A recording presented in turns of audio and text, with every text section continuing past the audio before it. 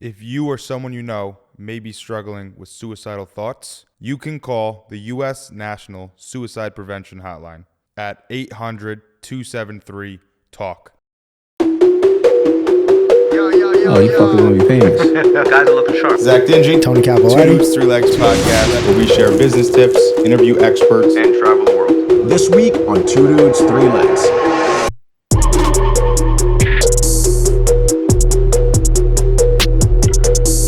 Welcome back to the Two Dudes, Three Legs podcast with your host, Zach Dingee. Tony Cappelletti. Today, we're sitting down with Kyle Ferris, who is a bilateral amputee, suicide attempt survivor, and now mental health advocate and public speaker.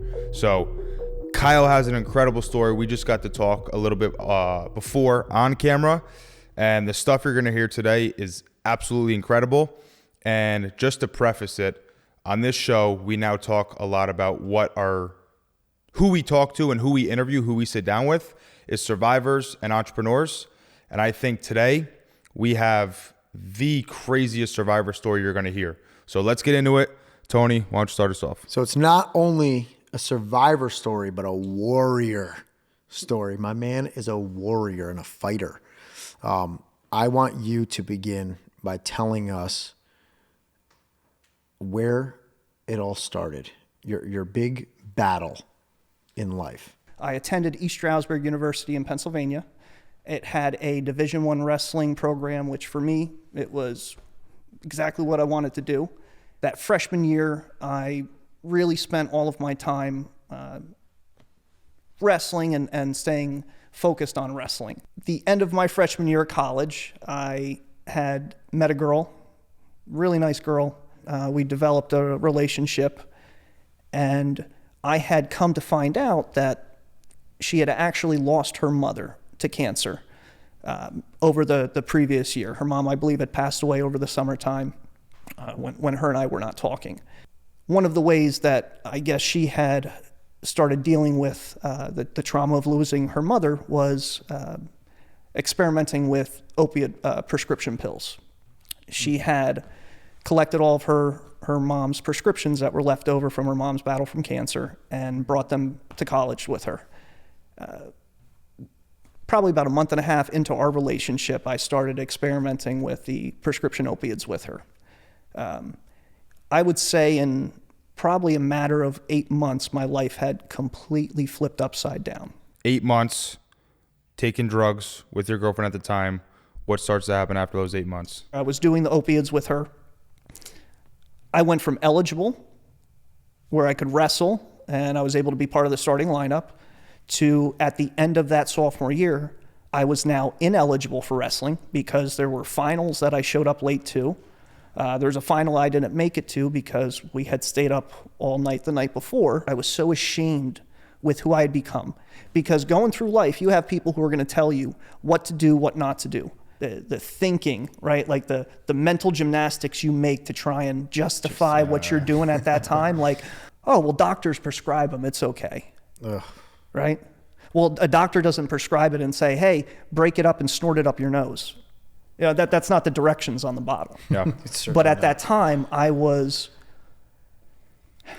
combination of that love and you know, the emotions and just, you know, that's what ultimately kind of made me give in to trying it that first time. Yep. I would say it was probably like a withdrawal. I was starting to feel some of those effects where mentally I was still very depressed from those chemicals. Yeah. And between not sleeping and it all just hitting me at once, especially going through the summer, still not telling anybody I'm ineligible, not telling anybody what's about to, you know, what I'm going to have to come to. I'm just kind of going through and hoping I can avoid the inevitable. Oh, you know, my God. So you're literally living a lie Yes. to your whole family. Yep. And on top of that, you're withdrawing from opiate addiction, which I can speak to that is awful. Yeah. The hardest part of recovering from my accident was recovering from opiate withdrawal, because they were I came out of the hospital. Obviously, I'm missing a leg. I'm in a lot of pain. They prescribed me the medication. I start taking it a whole lot. Yeah. And then one day I was like, all right, well, I got to stop eventually. And I quit cold turkey. And that was the hardest 2 weeks of recovery, because you're still in pain. And now you have this whole new pain. You can't sleep it off because you're waking up every 2 minutes. I'm shaking at night. And you're hot and cold and sick. And on top of that, your mental space is dark. Yeah. It's very dark. Yeah. So that's where you're at. Mm-hmm. And you're living a lie to your whole family. So tell us where that takes you. You know, things kept getting further and further off track. So now here we are. We get back up to school. I got up to school. It would have been September 1st. I got back up. I wanted to get to my apartment. And for the first, it would be like the first and the second, you know, I did a lot of fighting with her and stuff. And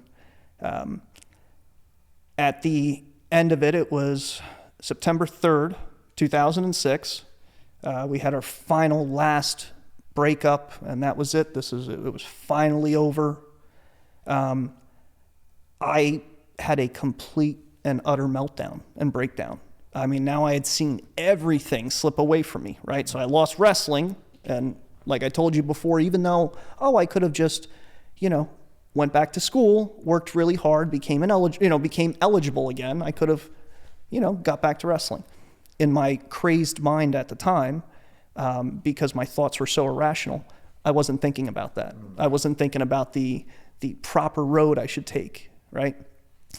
So after our last fight, I can remember going up into my apartment room, you know, in my apartment, and all I could think about is, how can I stop this pain right now?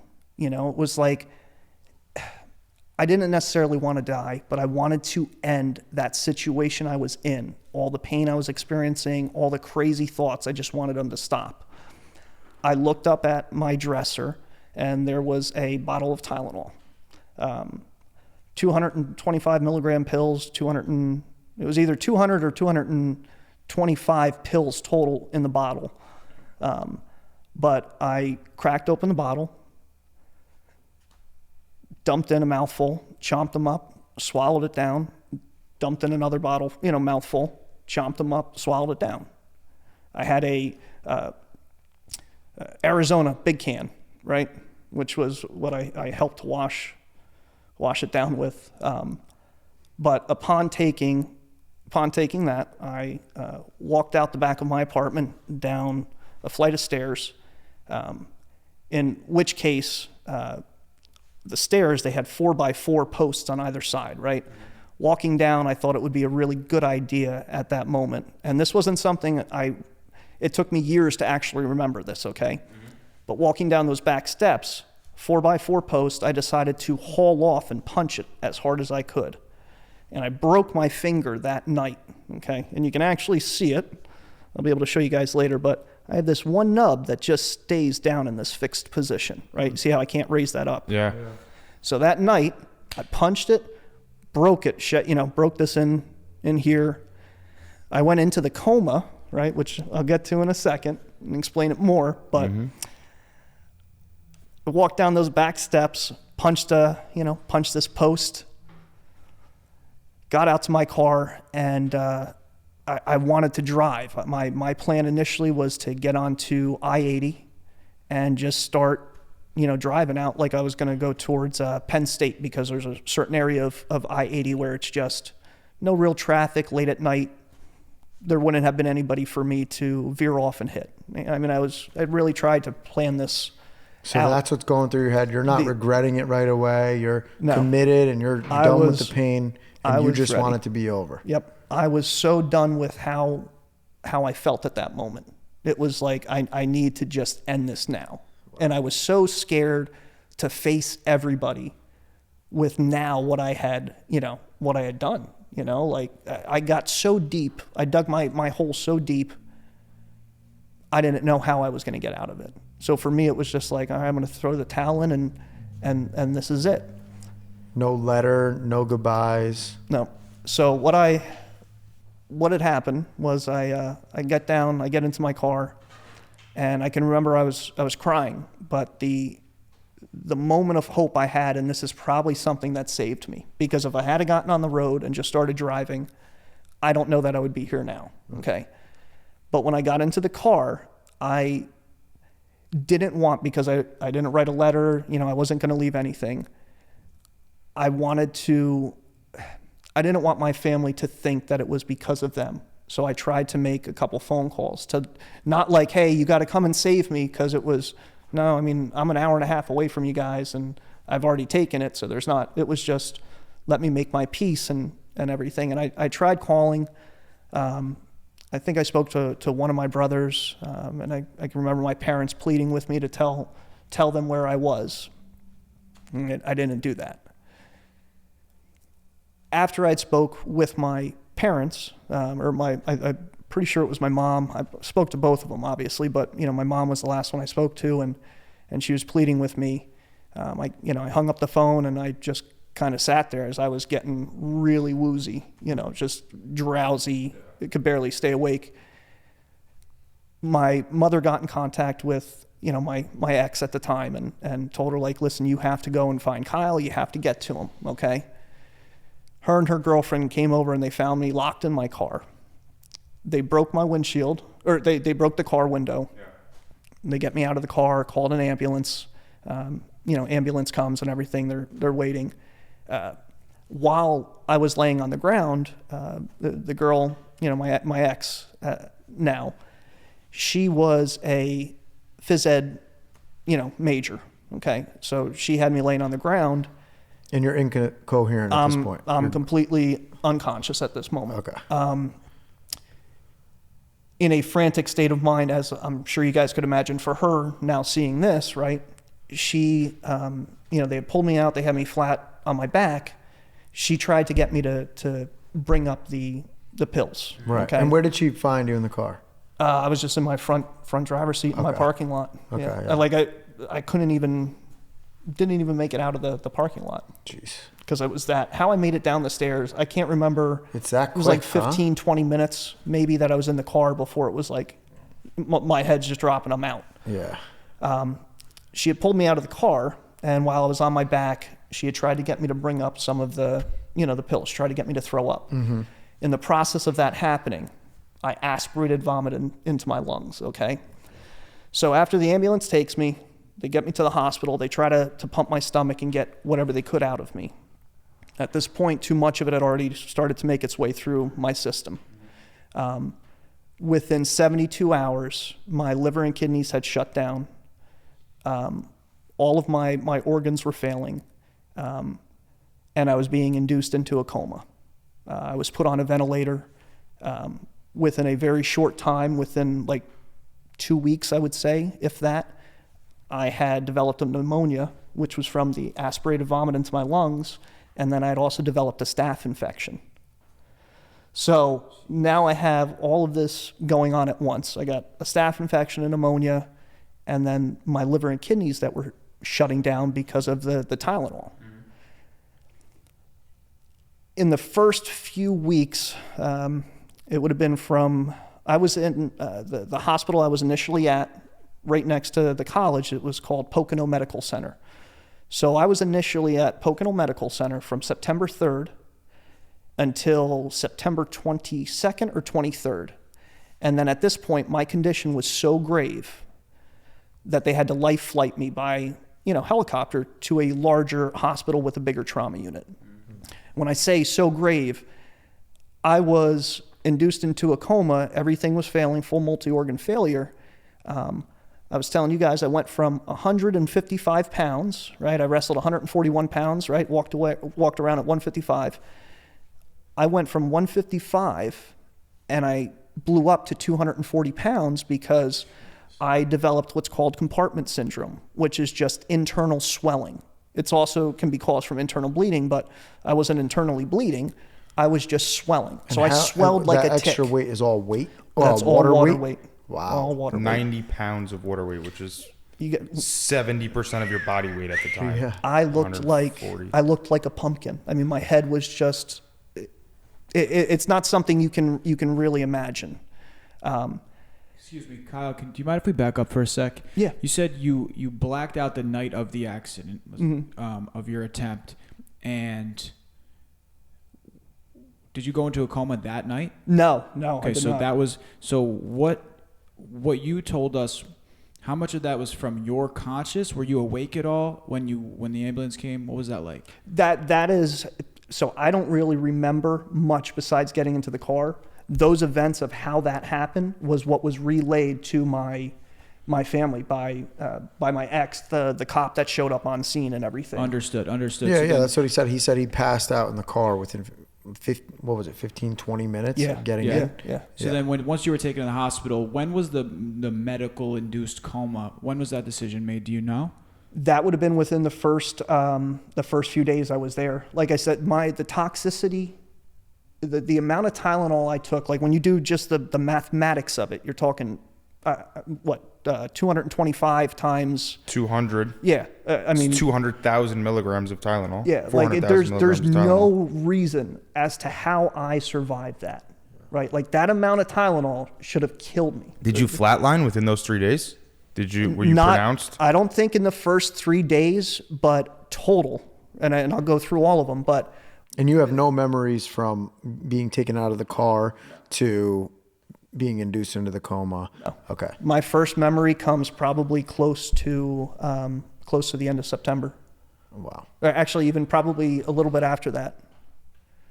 So So you get up to 240 pounds. I was up to 240 pounds. You move out the end of September. Now what happens? Do you come out of the coma?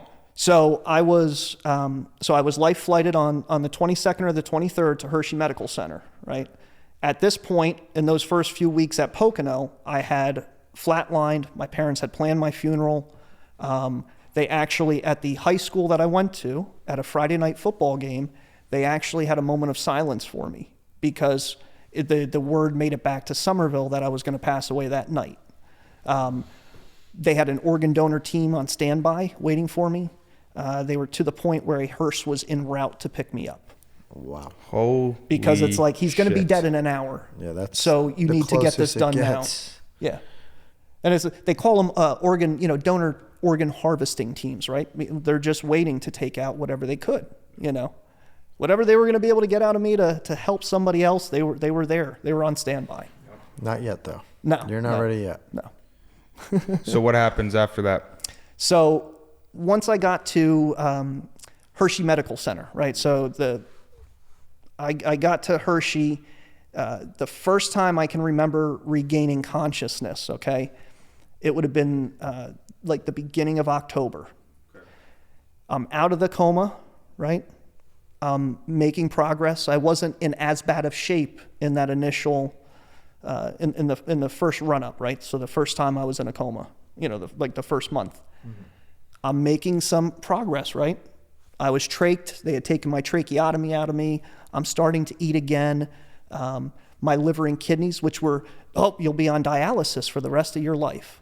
Well, one day, and it was, I want to say probably like the second week in October, I was going through dialysis 3 days a week. I'm losing 15 pounds at a shot. I say to the nurse, I'm like, hey, I have to go to the bathroom. And the nurse kind of chuckled, and she's just like, okay.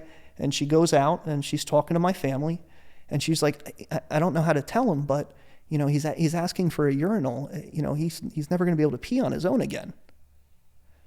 So the nurse, to humor me, gave me a urinal, walked out, and came back in a little while later, and I had 750 cc's in that urinal for her.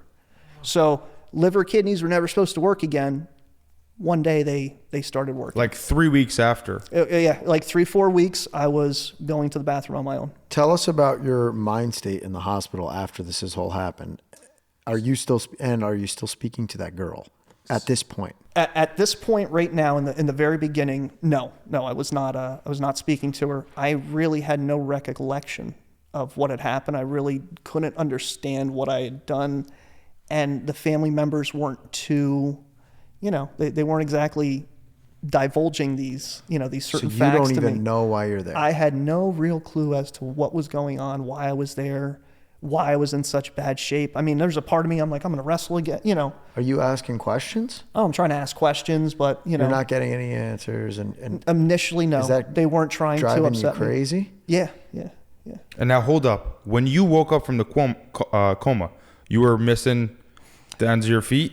So your I hand? wasn't missing the ends of anything yeah. yet. Not yet. Yeah, not yet. No surgery. When I came out of the coma, right? So after the first month of the coma and being all blown up and everything, I lost circulation to my hands and feet. So it was basically like I had frostbite on my hands and feet. Okay, so they were just from loss of circulation. The blood's no longer flowing to it. The doctors were doing everything they could to keep the blood flowing to my major organs, right? Because that's what's more important. You know, you can lose a limb.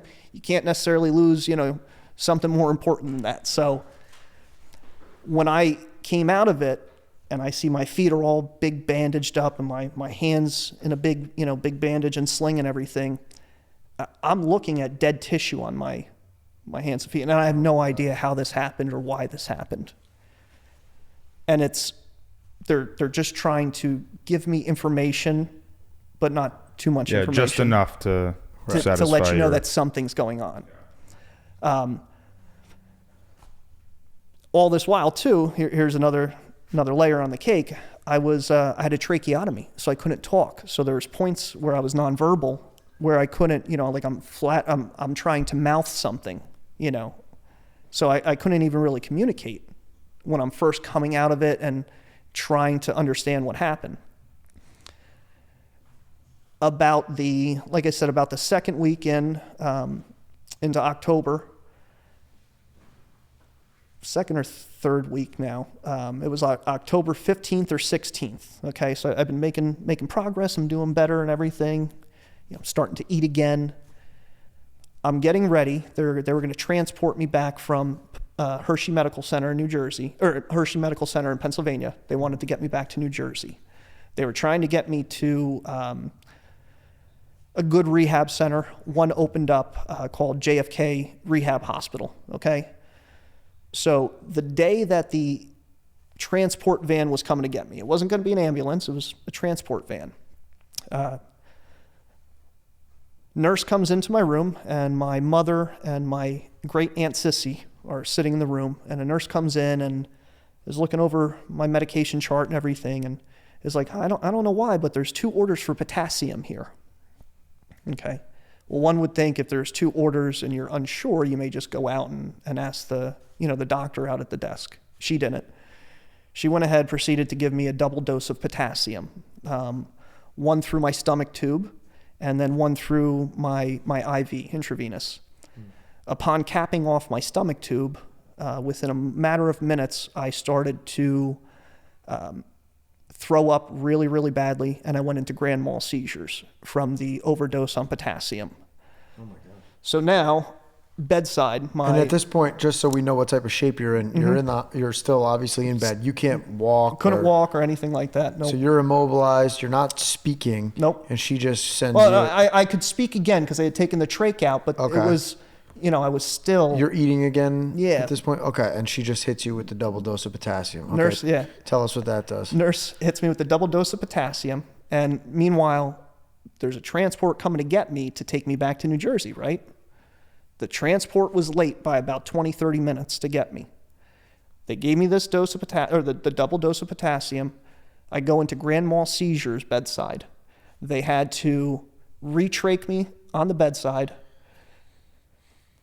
I ended up being induced to stop the seizures because I was just having grand mal seizures that, it was like 4 or 5 grand mals that night. What exactly is a grand mal? Explain that.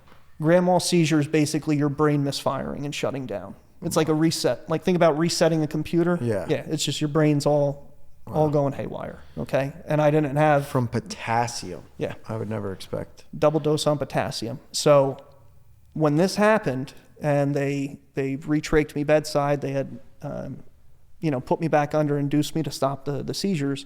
I ended up being brain dead for about 2.5 weeks. Oh my God. And then this was another time where, because I was quote unquote brain dead, my parents are being told you should let nature take its course. You should take him off life support. If he does live, it'll be no more than a vegetable for the rest of his life. These are the kinds of things that were said to my parents, but when you're in a coma, it's like I've said it sometimes, just imagine laying with your eyes closed. Just lay in a room with your eyes closed. Allow everything to go on around you all day, but you just don't move, you don't interact, you don't do anything. That's what being in a coma is like. You're hearing these conversations being talked about? There are absolutely times where you're conscious in the coma. That there were things that I heard crazy. that, that they'll stay with me. They'll haunt me for the rest of my life, And I can remember screaming, but in your head. You're not. Yeah. Exactly. Yeah. You're the only one that hears you.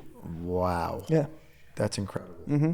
And there's tons of literature out there too now, for people who've actually been in comas, and it's like, no, you're definitely able to remember things. There were things that I heard that I was relaying to my family afterwards. Later, yeah. And that's like, there's no way he could have heard that. No, I was listening. That is so incredible. 2 or 3 weeks, you're brain dead. Yeah. And they're telling basically your parents to pull it out. Yeah. What happens now? Because now you've already had about 4 miracles. Yeah. So now we are we're to the point where Ma Dukes is just not having it. She is not listening to any doctor. Was just like, nope, my son's still there. They would see a little twitch in my eyelid or a flutter of my finger, and like, no, he's still there. He's still with us. And it was my not that my family wasn't fighting for me, but like my mom was the one who was just like, nope, not listening. Nope, not taking him off. For whatever reason, brain activity started back up, and they were eventually able to bring me back, to bring me back out of the coma. One of the things I was telling you before, right? So, I'm missing the fingers on the right hand here. I still have my fingers on my left hand. Both of my hands and feet were black, right? So my hands were black up to the wrists. I had lost all circulation to them. The same thing, my feet, they were pretty much black up to the ankles, but I regained some of the circulation to them. I was able to save some of it. But the reason I still have the fingers on my left hand is because my family members, when they would come in, right, I'm in the coma, my right arm, my right hand had all of my PICC lines, my IVs, everything in it. My family member, my brothers especially, would come in and they would take turns just rubbing my hands for hours just to keep the blood circulating in it. And they saved your left hand. They saved my left hand. If it wasn't for my family being there, my brothers being there, yeah.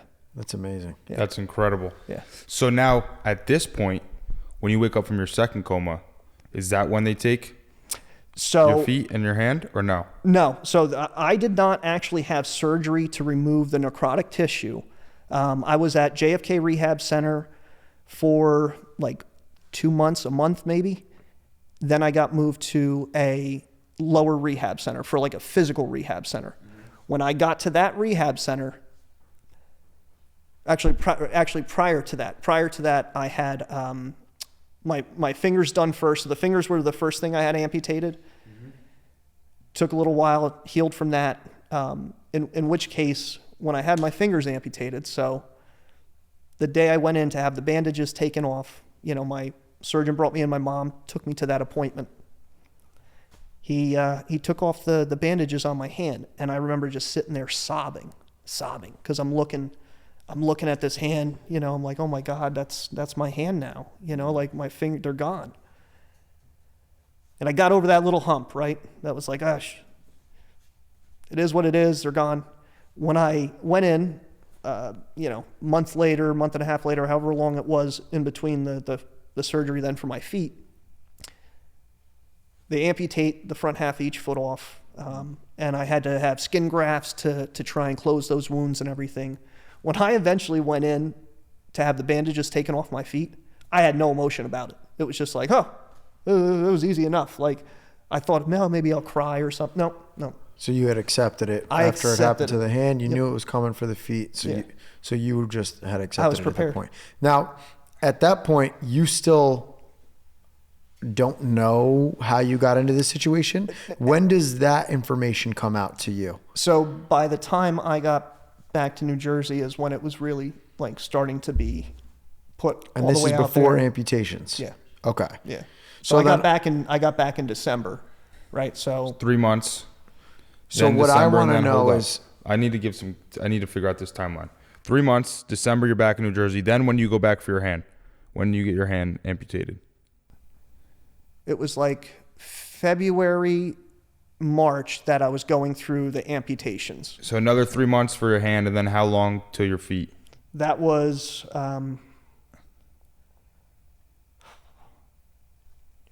get there December. It was like maybe about a month after my hand is when I had, Wow. the surgery. So you're going 6 straight months Yeah. of basically nonstop, Surgeries, traumatic, everything. serious, hardcore Yeah. experiences. Yeah.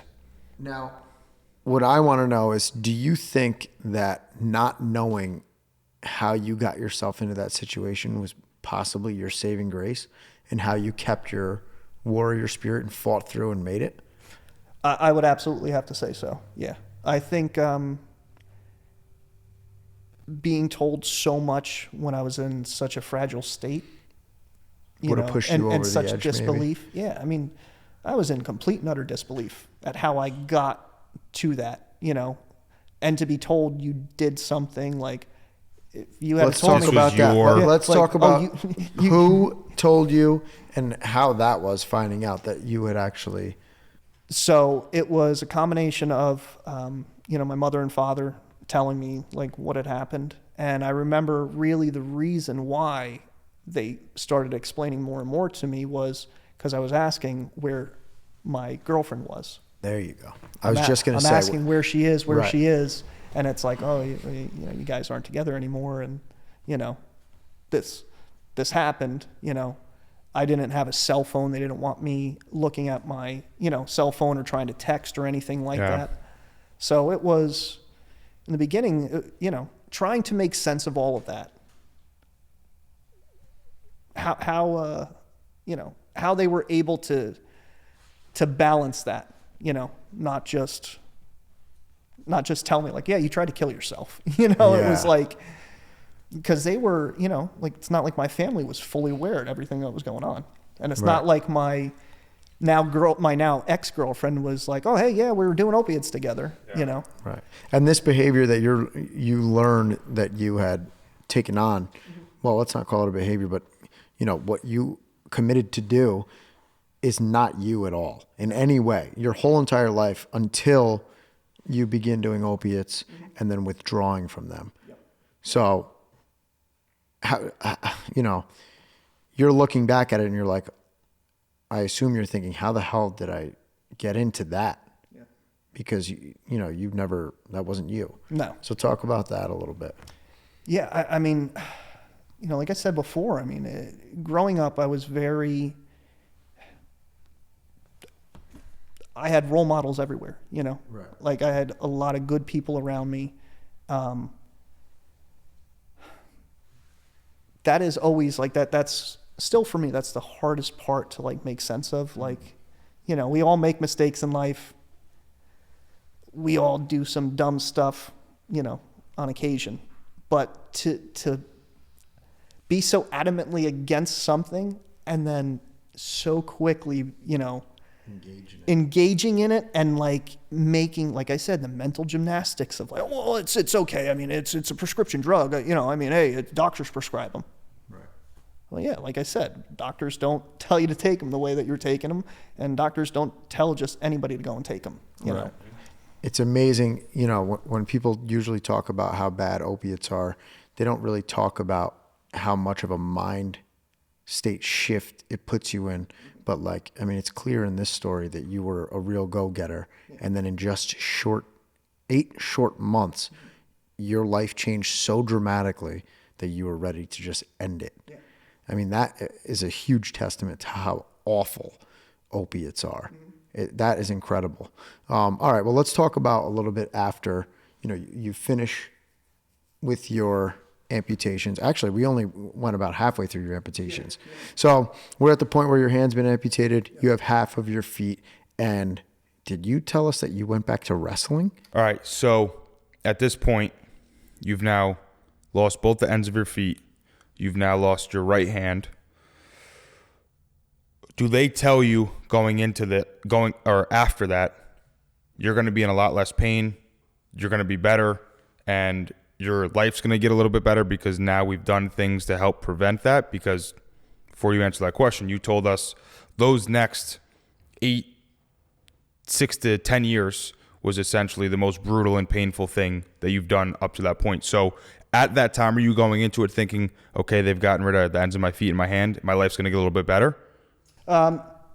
Yeah. So no, when this surgery happened, so the idea for the amputations on the feet was to save as much of what was still good as possible.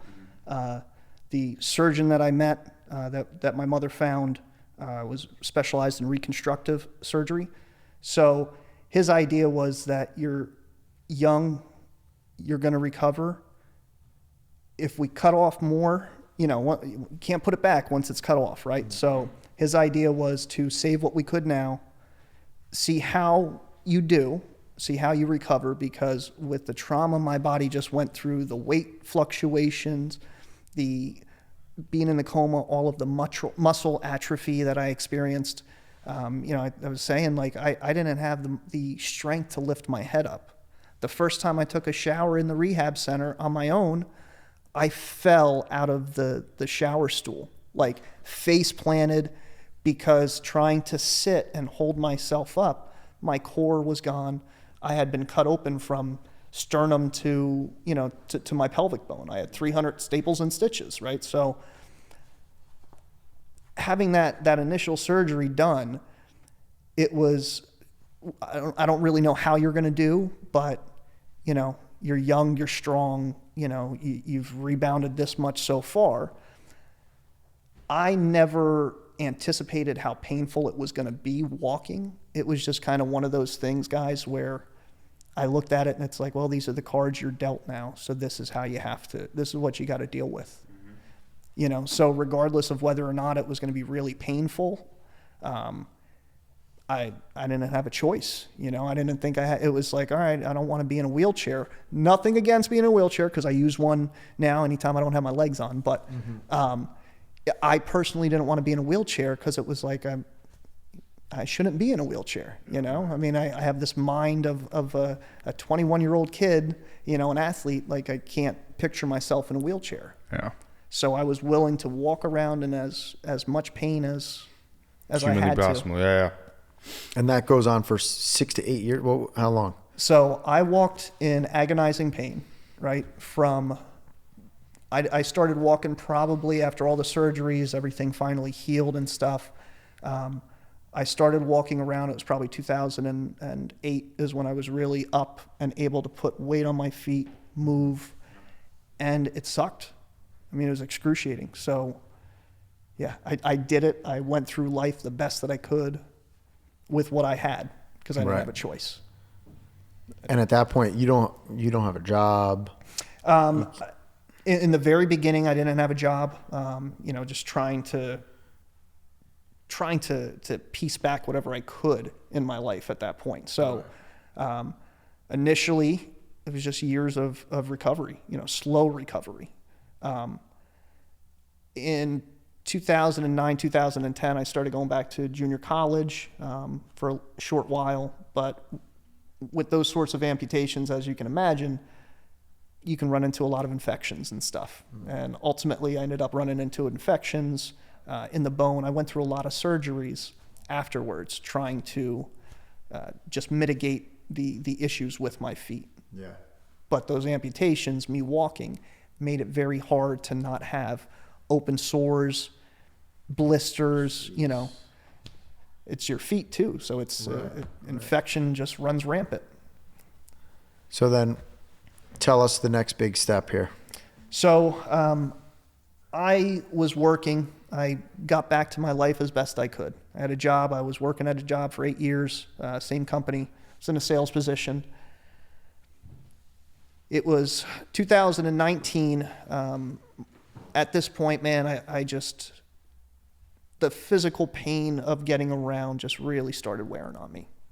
It started affecting every aspect of my life. Being in debilitating pain, you're just a miserable person to be around. Yeah. And no matter how hard you try not to show it, you can paint on a fake face all the time. You can put that fake smile on, but ultimately it's not really reflecting how you feel inside. Certainly been there, man. I can Yeah, I speak know to you- that. yeah. When I'm in pain, it's very hard to keep a positive outlook on anything. Yeah. It's just like everything sucks Yeah. when you're hurting all the People time. don't so I wanna can't be around imagine. you. Oh yeah, there's that too. Yeah. It's like everything that could make it worse happens too. It's like nobody wants to be around you, so that makes you in an even worse mood. Yep. And then it just becomes like this cycle of negativity. Yeah. So how do you break that cycle?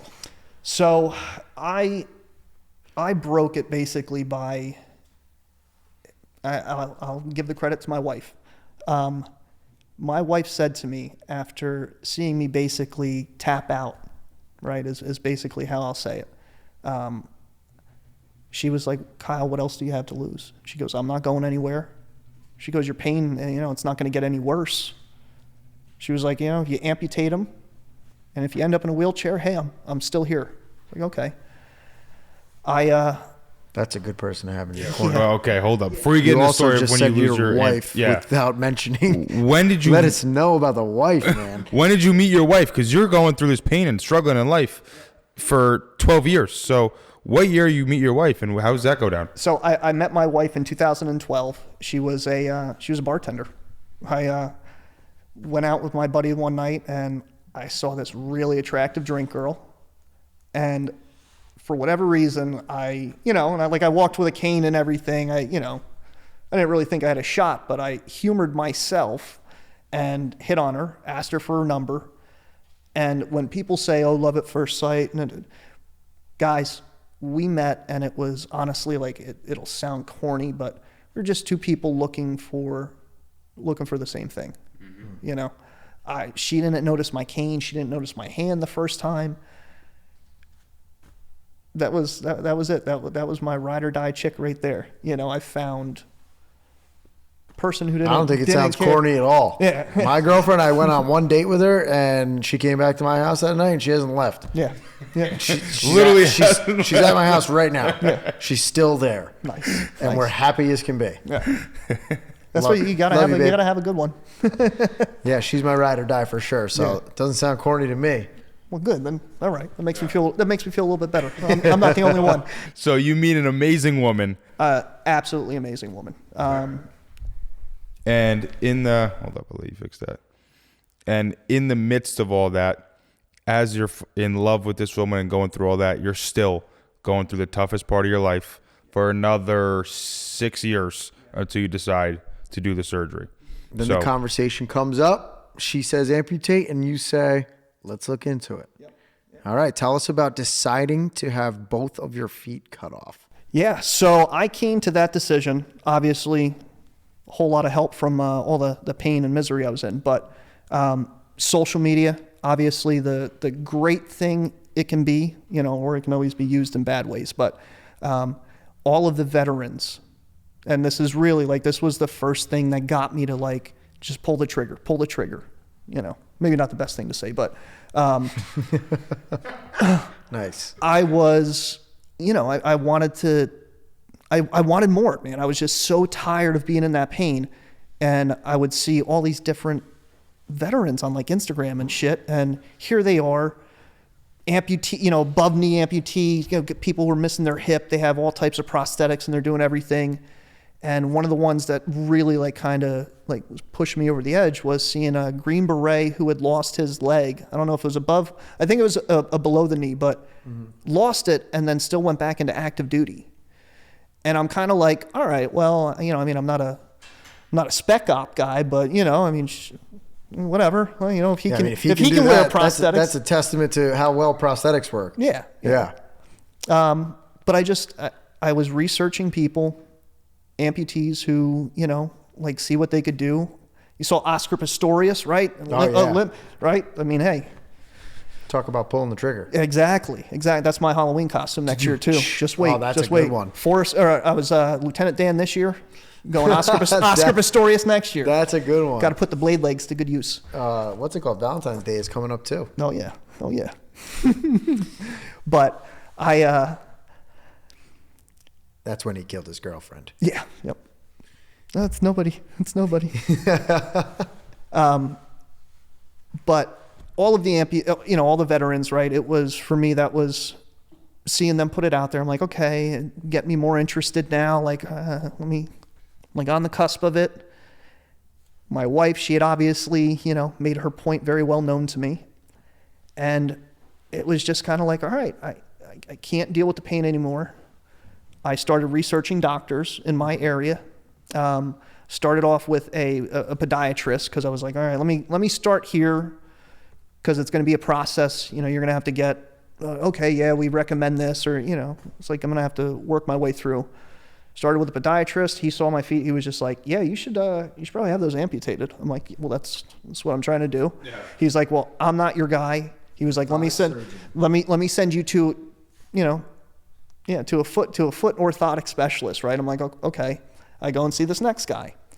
And he's like, oh, well, I wouldn't be the one to amputate. He goes, what I could do for you is, foot reconstruction. We'll go in there. We'll take out all the bone spurs and this and that. I'm like, looking at him like, why do they keep sending you to foot guys? I'm like, I really just want to get I just want below knee amputations done. He's like, well, once we cut it, you can't put it back on. I'm like, I know. Yeah, I thought about that. Like, So he was like, I'll tell you what, let me do a little homework for you. Let me talk to a guy I worked with, I trained with. He was like, and I'll get back to you. And I'm kind of thinking like, maybe I'll hear back from him, maybe I won't. The doctor called me that night and was like, listen, I have a partner, told him all about you. He'd love to see you. So I go up, I meet this doctor, Dr. Daniel Char, a absolute, just an angel, guy. I go in, I see him. I walked in ahead of him. He came in behind me. He had no idea how young I was. He thought I was a 90-year-old man walking in behind me. So when I said, because of the way I walked, hunched over with a cane, moving at a snail's pace. Wow. Because it just hurt that much It's amazing because seeing you now, like, you get around great. Night and day. So then you go talk to him. I talked to him. We talked for about 45 minutes. He wasn't even concerned with anything. He just wanted to get to know me.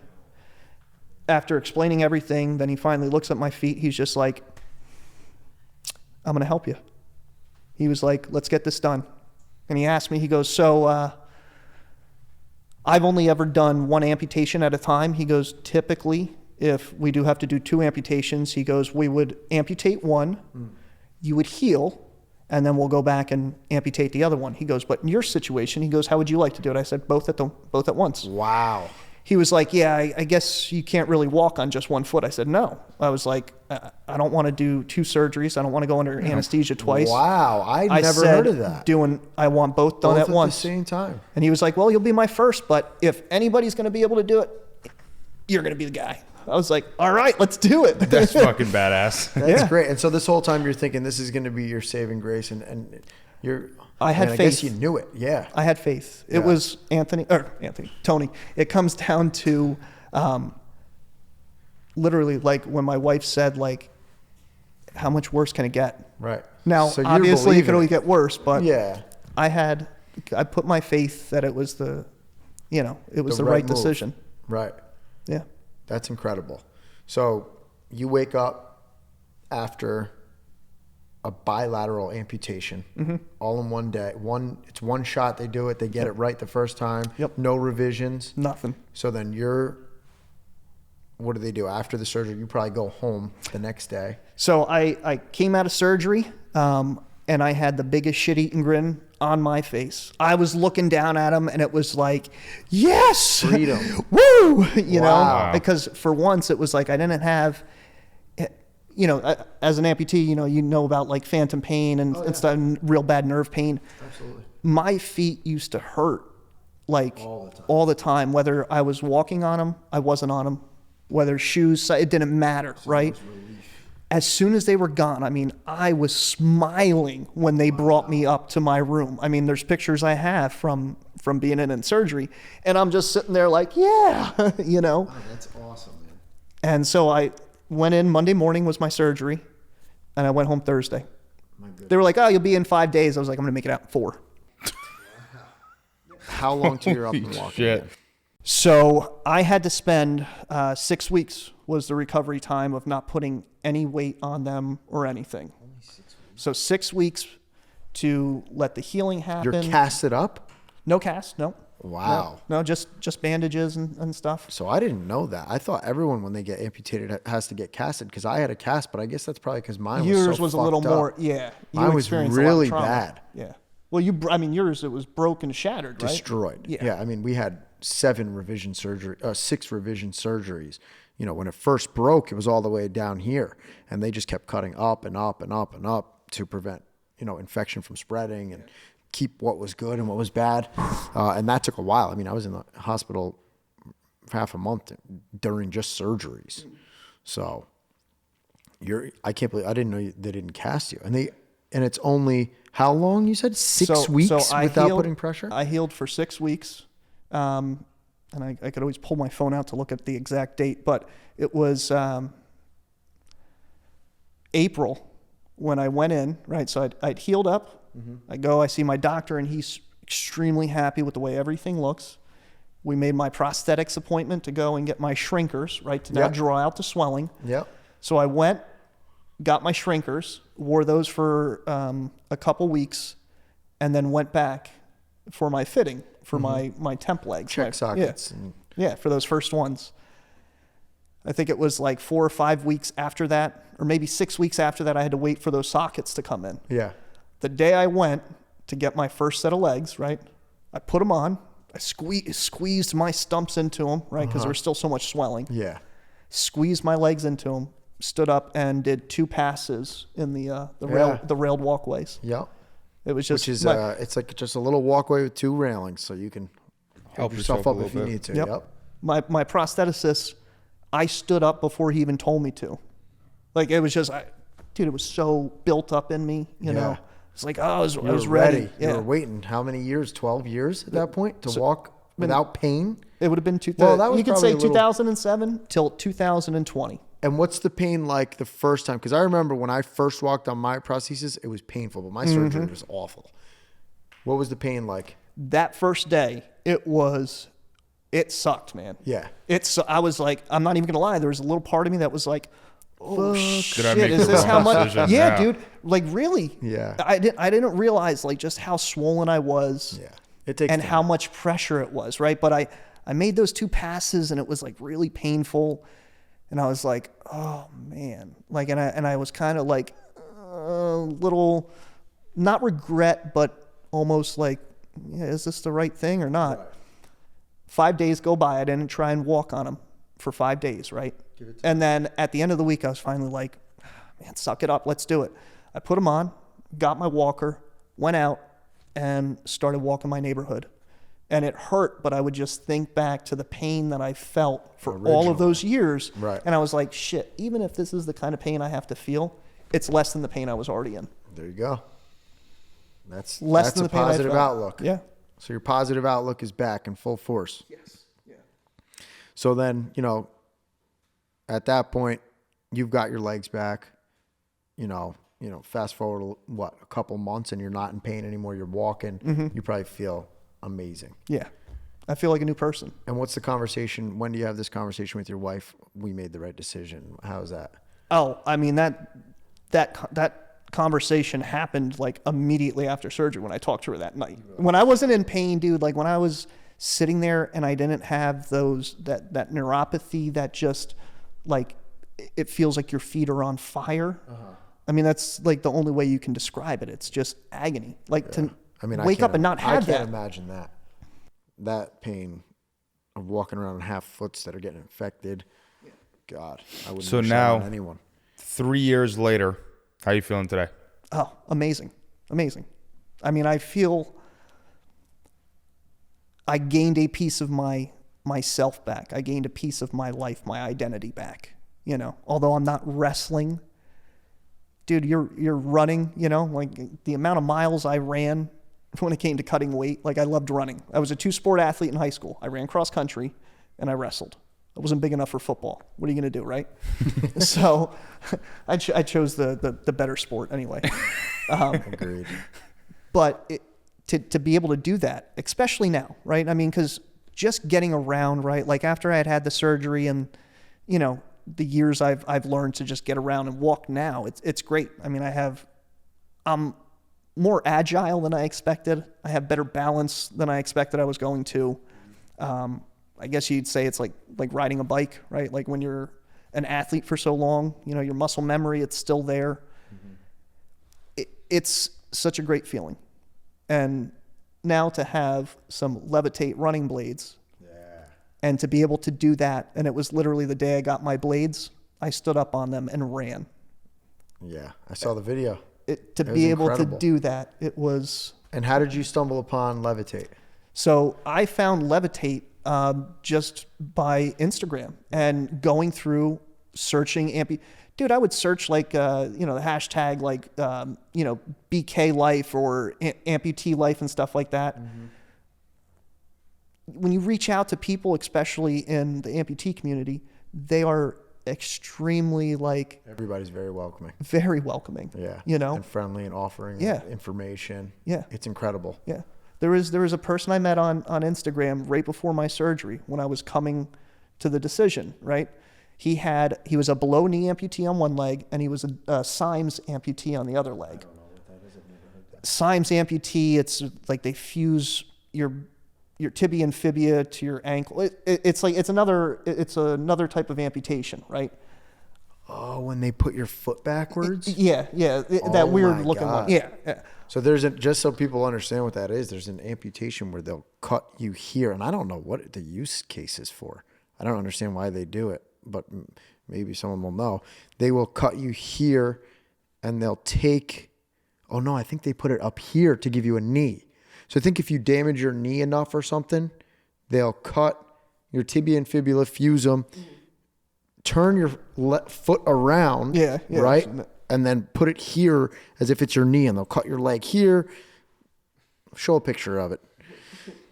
I've seen it before. Yeah, Your and it's foot's crazy. basically up And here then it's essentially backwards. your ankle becomes your knee, and then you can put a prosthesis onto your foot and walk that way.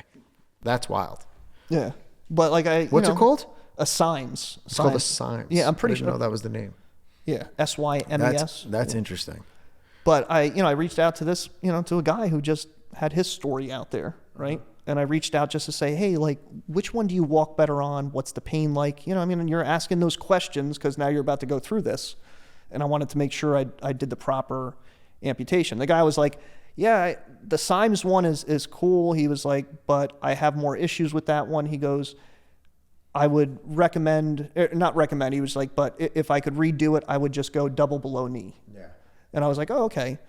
And then, of course, when you start to talk to prostheticists and stuff like that, they're like, BK is the easiest one to do prosthetics for. He was like, there's so much out there. So that really was haven't lost much. It's just essentially your ankle, Yeah. I mean, I'm 6 inches below my knee. And you walk great. You're walking fine. Tony, can you share a little bit about why it's been, how you've realized and come into this role of finding the importance of amputees online, sharing their stories, the community around it, what it feels like to you, and what we've done because of that? Oh yeah. So obviously, your story about how you came to your amputations is one of our favorite stories to hear, and it's a big reason why I get online and I give people my story. We just want to spread hope and show people that it's not that bad. No. It's really not that bad Life's at all. not over. No. And you can fight through it with a positive attitude. And what I like to do is give back. Giving back obviously helps a lot. And so, I think you've seen that what we do is we raise money for newly amputated people who are having a tough time and can't really afford running blades, but want to be able to run again. We raise money for them and we purchase them. Yeah. Well, blade legs. For me, honestly, when I saw that, because that's what drew me into you, Tony, seeing that you guys are giving back to the amputee community, you're giving people back pieces of their lives. For me, that melted my heart seeing that, right? And that's why I reached out to you to just share my story with, right? Because it's until you hear other people's stories, right? You don't think things are possible. You may not have the strength or the courage to do something, right? Seeing you and your story, the things you put, seeing your success with your blade leg was what pushed me over, the hump for me. It was just man, not only is this dude on one of these things, but he's helping give other people legs. It's like that for me. It was like, shit or get off the pot, man. Like Wow. order yourself some blade legs and take the next step. Wow, that's really touching to hear. Seriously, man. That makes it all worth it, man. It's like that's what we want. Yeah. That's what we want out of this. I'm really happy to hear that we had that effect on you. That's great. And now that's why I want to share your story too. When you first reached out to me, your story was incredible. And, you're a real testament to a warrior because you're still fighting back every single day from that wild experience. And your story is a real testament to how awful, like I said, opiates are, and how, even if you go all the way to your deepest depth, you can always fight your way back up as long as you have a positive mindset and you look forward rather than looking back. I'd like to talk about that for a second. So what has been, you've gone through some serious stuff that 99.9% of the human race will never see half of what you've done in your life and gone through. What has been some of your key points, takeaways, things that you've been able to do to overcome so much? Like, give me some stuff that's helped you. Yeah. Biggest thing, I would say, especially having attempted suicide, right? At that time, like I say, it didn't want to ask for help. I was too too ashamed and whatnot. But being able to ask for help, right? Being able to ask for direction when we're lost is so pivotal, right? Like I said, asking for help can be the easiest thing, or it could also be the hardest thing to do, right? Especially when we're, too stubborn, too hard-headed, right? Too prideful. Yeah. Although those are good things to have, right? In my case, yes, I'm Irish and Italian, right? So I'm very hard-headed, very stubborn. Definitely helped me get through some things. You two are freakishly right? alike. He lost a parent. I lost a parent. When did you lose your brothers? My mom passed away November 23rd of just this year. God bless. Did you hear that? His mother passed away November 23rd. My father passed away November 23rd. That's wild. There are no coincidences in fuck. life. There are no coincidences. What? There's divine timing for everything. Okay. People meet for reasons at specified times for, That's wild. Wow, that's incredible. I don't know what to say after that one. Holy shit. I can tell you. I don't even know. That's insane. All right, so biggest thing you said was asking for help. Yes, asking for help. Yep. Although you have to be careful of the people you ask for help from, right? Like, life, a lot of the very successful wrestlers I know, okay? And we're talking guys that are in the 1% of 1%ers, okay? They are your All-Americans, your Olympians, stuff like that. They all share a common thing, and that's like, the people you keep around you are directly going to affect where you go in life, right? Jesus, if that doesn't sum up your story a little bit. Yeah. It took one person using drugs to come in and nearly wreck your world. Yeah. But like I said, though, right, it was one person that I did things with. Although even though she was, part of the equation, it was my recipe. It was my recipe for disaster. Right. Right. Well, your ability to take accountability for your actions is incredible. That's one thing that we are severely missing in this world right now, in this country. And, if we can even just partially start to make people be accountable for themselves, their actions, like I say, I look at things through a really easy lens. Is this going to benefit me or is this going to hurt me? Like a lot of people can't even look through that scope. Yeah. If I could grab my younger self, right, my college self, even though everybody else had told me what not to do and what to do, I would go back and reiterate those same things, right? And I would say, like, is this what you're doing right now? Is this going to make you a better wrestler? Is this going to put you in a better position for life? Is this going to, Is this going to help you in any way? Yeah, okay. If it isn't, then no, you don't need to be doing it, right? Everybody wants to play the game of like, oh, you got to live life to the fullest. Well, yes, you should, right? You have people who go, oh, you live life with no regrets. So you're going to go through life with no life lessons then? Because that's what I equate them to, right? A regret isn't a regret, it's a life lesson. Right. Right? You either learn from those mistakes or you don't. Right.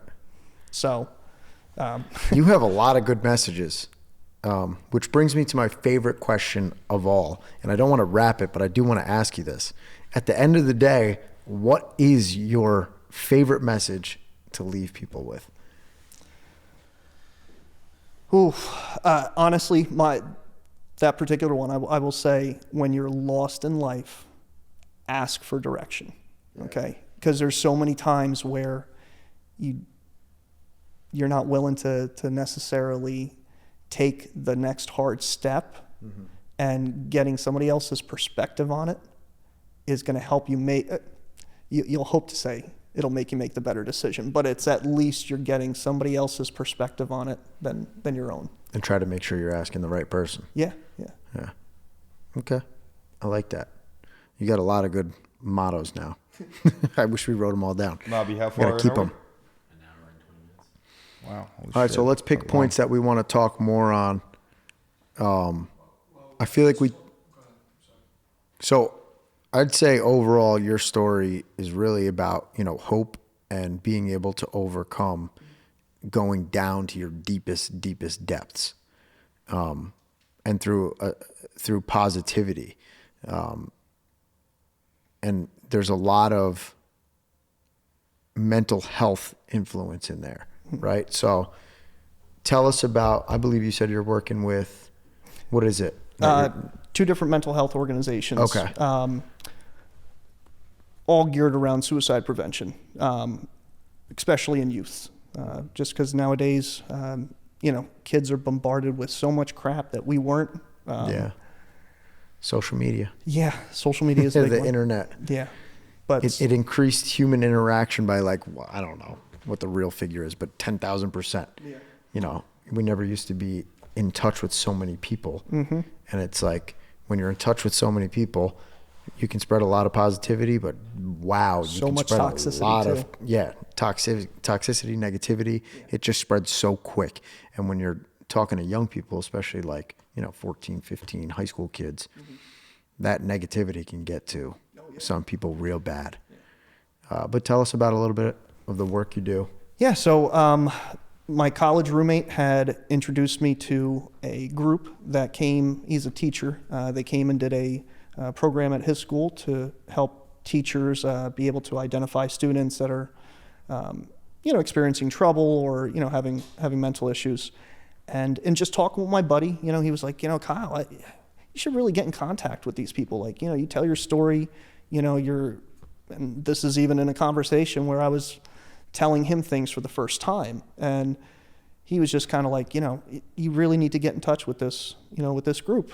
And in doing so, I became their member with lived experience. So, and I still look fairly young, so I can talk to a younger crowd and be able to relate somewhat. If you have a guy, even a 50-year-old guy trying to talk to a bunch of high school kids, it may not work out that well. Right. But yeah, just trying to raise the awareness. There's kids younger and younger now. You have grade school kids, elementary school kids that are committing suicide. How the hell that's happening, how that's even possible is beyond me. That's a failure on so many levels. And big thing is that people don't want to speak out if they're experiencing something. You say have you ever thought about suicide? Nobody's gonna just go up and hold their hand up and put that out there because then you're crazy. Well, no, it's natural thoughts. Everybody at some point in time, I'm sure you maybe thought, it'd just be easier if I was dead. Well, when you move past that into thinking about it all the time, then it becomes a real issue, But I just am trying to put my story out there as much as possible and make sure that these kids know that ultimately, if you decide to make that decision, you're going to be ending temporary pain with a permanent solution. And that temporary pain that you may be ending, right, that you'll eventually get over regardless if you don't make that decision, but that temporary pain that you may end is going to transform into lifetime pain for your family and friends. Wow. Well said. There's no coming back from it. Right. And those are the people, you're gone, you don't have to deal with it. I have the perspective of basically having killed myself and then still being here and then having to go through and see exactly what that did to my family and my friends. And do you deal with a lot of guilt because of that, or have you learned to accept it in a healthy way? I'm sure.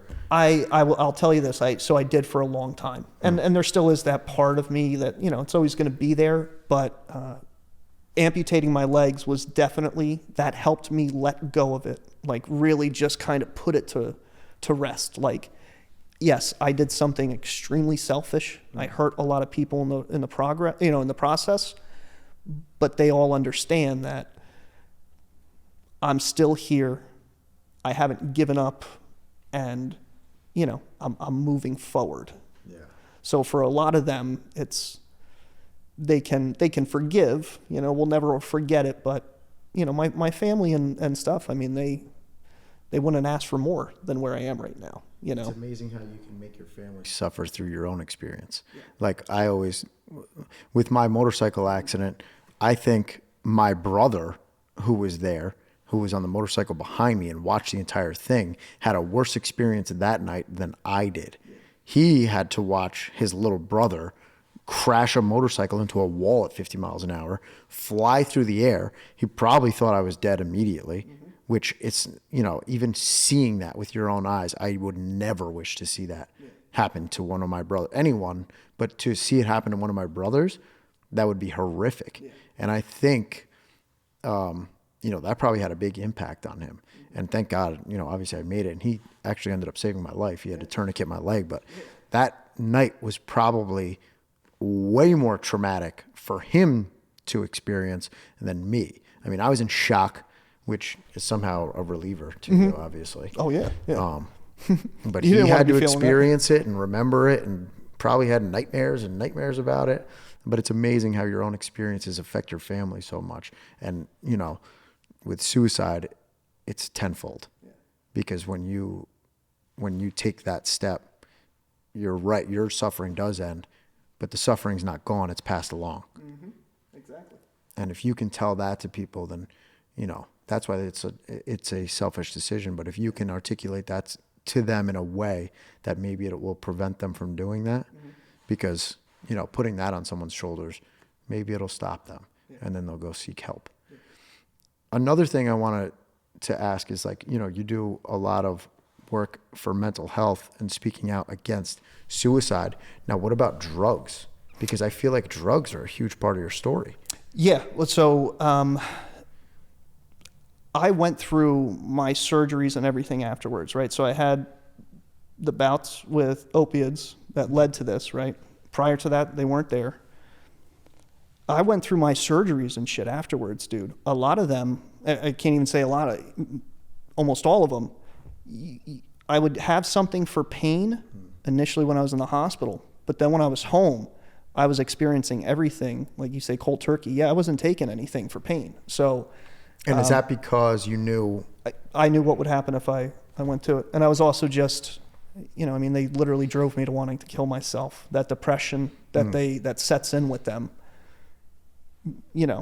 I didn't want to experience that again. Of course. I did not want to even remotely experience it again. Right. That's wild. Yeah. Wild. Kyle, you brought up a really interesting point earlier on in the episode. You talked about, how your life didn't necessarily point to drug addiction, your upbringing, and that's the reason why I think it's important to mention that, like, addiction really doesn't discriminate. Oh, you yeah. know what I mean? Yeah. And that's why it's an epidemic. So I think it's a really interesting point. It's going to be received in that way. Now, I do have one question. I think, obviously you weren't using opiates through all your surgeries and your pain. So So it wasn't negatively affecting your mental health after your suicide attempt. But have you ever struggled with suicidal thoughts after your initial attempt in your life? In the very beginning, when I was first home recovering, like out of the hospital, out of the rehab center and everything, and I'm back home, I had some pretty dark nights at times, where I wished I didn't make it through all of that because I didn't see any light at the end of the tunnel. I didn't think like, oh, this is where I'm going to be one day.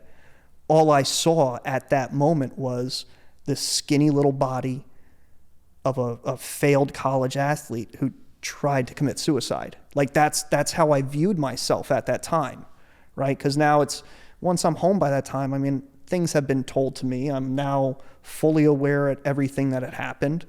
I'm fully aware at everything that I had done, Some of it was foggy and hazy, but for the most part, I knew exactly how I had gotten myself into the position I was in.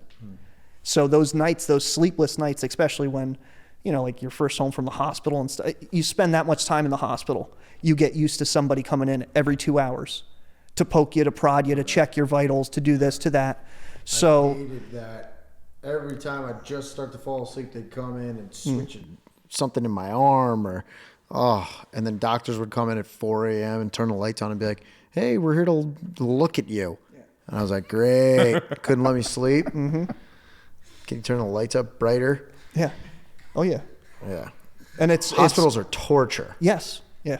The most expensive hotels in the world. They suck. Oh, yeah. All right, I'd like to make a final point that I've gotten from listening to this story and talk about this is like, in life, there are no redos. And so what you've proven and what you've done over the last 20 years of your life is, whether it's business, whether it's personal, whether it's relationship, whether it's a sport, whether it's your physical body, there is no redos. You can only look at what is on the chessboard and then make a move from that. Okay, this is the situation I've been dealt. What is the next best thing I can do to improve my situation?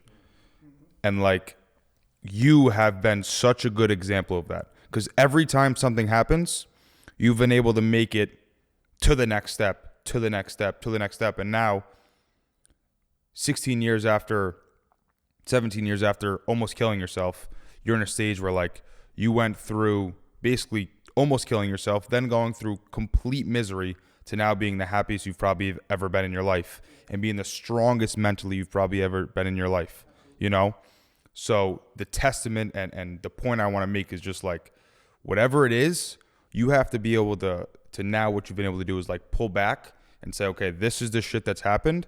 This is what I'm going to do next. And this is how I've overcome it. And you said to me before off camera, you were talking about now you work at a funeral home.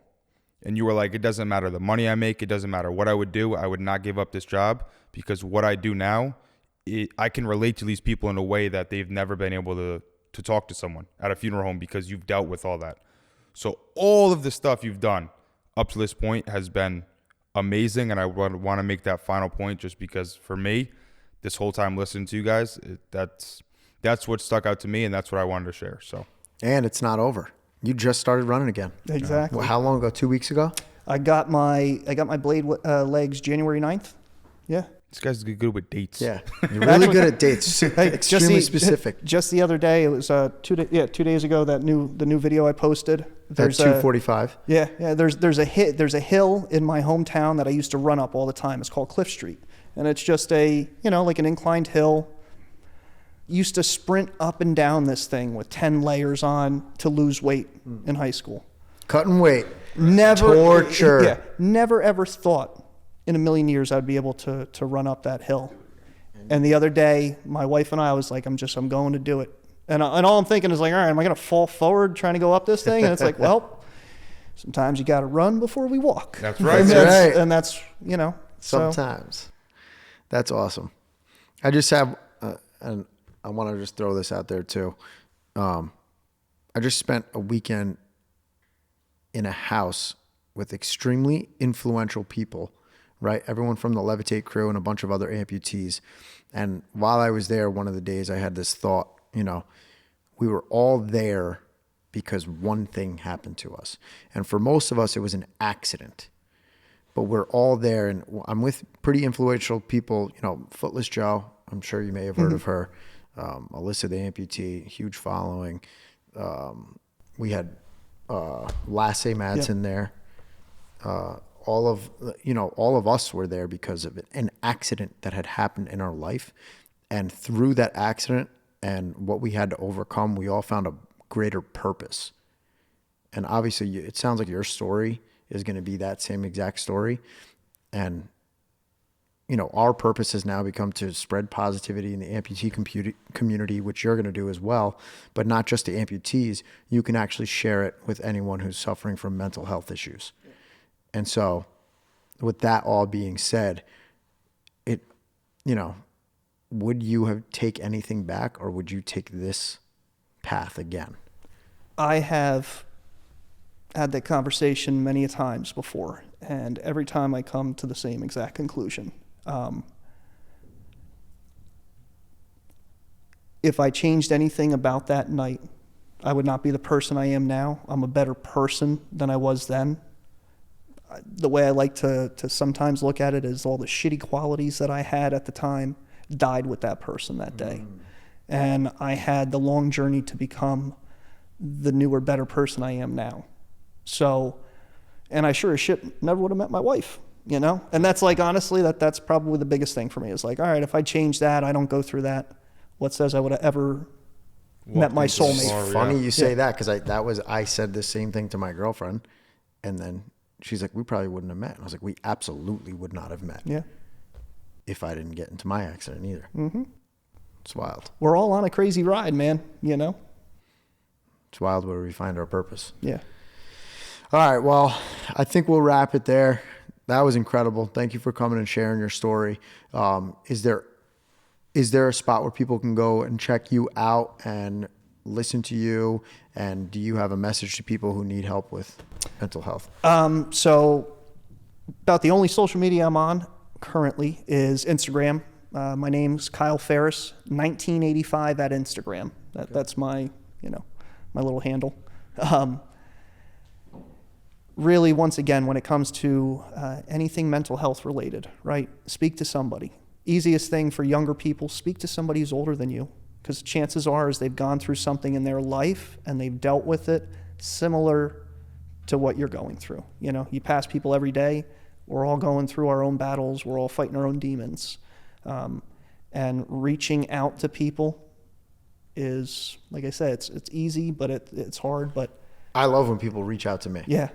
Just like you did. Yeah. You reached out to me. A lot of people reach out to me on Instagram now because of what we're doing. And I'm sure you're open to people reaching out to you, especially if they need help and just to talk to someone. Yeah. When you're fortunate enough for a second chance at life, you gotta do everything you can with it. So yeah.